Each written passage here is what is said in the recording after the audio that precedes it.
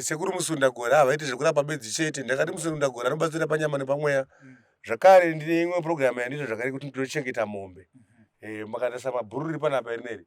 Ndiye ndakaritengera sembeu yekuti mombe dzese dzikuita mabhiridhi akafanana newaya. Saka makatarisa sebhuru irori ndakaritenga 40,000. Ndio mari ndakatenga kumurungu. 40,000 US rikauti maranzi. Iroro ndinotanga kutenga makombi. Momera ikule. 40,000 maranzi rikauti ma US. 40,000 US dollar. Makaenda kana Facebook munaona makangoenda kuti makaenda auction yemabhuu. Mona type yakada sotinda 40,000. Saka iri bhuru iri haritengerwi for nyama.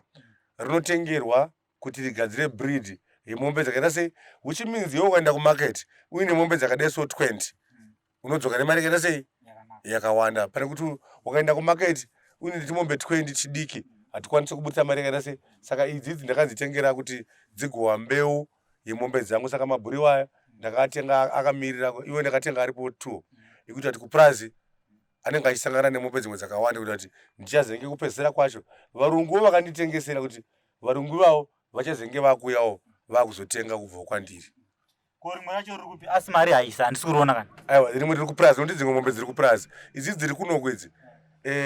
Dzimwe dzakamiriro semuriwo kana vaenzi vakasvika paya semunhu anoengwa navanhu vakawanda handikwanise kuuraya iri huku. Ndotongoti endai kudanga. Munogona kumirira nechepapa mchana. Semunhu mukuru sasekuru wevanhu zvakare.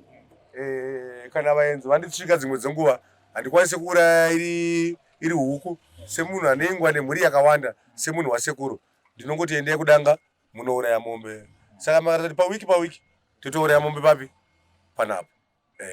Saka toita zvinhu zvakawanda nokuti vazukuru vanenge vachiuya vanenge vakawanda. Saka idzodzi apa dzikutofenzerwa dzikutofidhirwa kuno complex kuri kuvakwa ndakati dzipiwe chikafu kupi kuno. Saka apa dzinomboenda kuno dzinodzoka dzako zvigosauti nemashanga anenge ane marori. Ipapa dzakamirira kuti dzipiwe mvura inenge yava papi.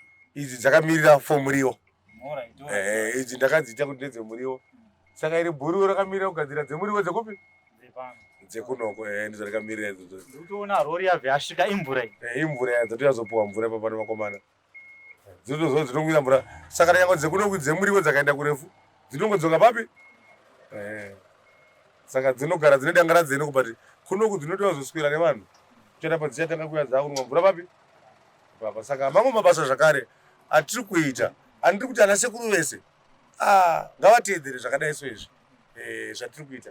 Ana sekuru vese takaita zviri takaita semaitiro ari kuita Musundagore.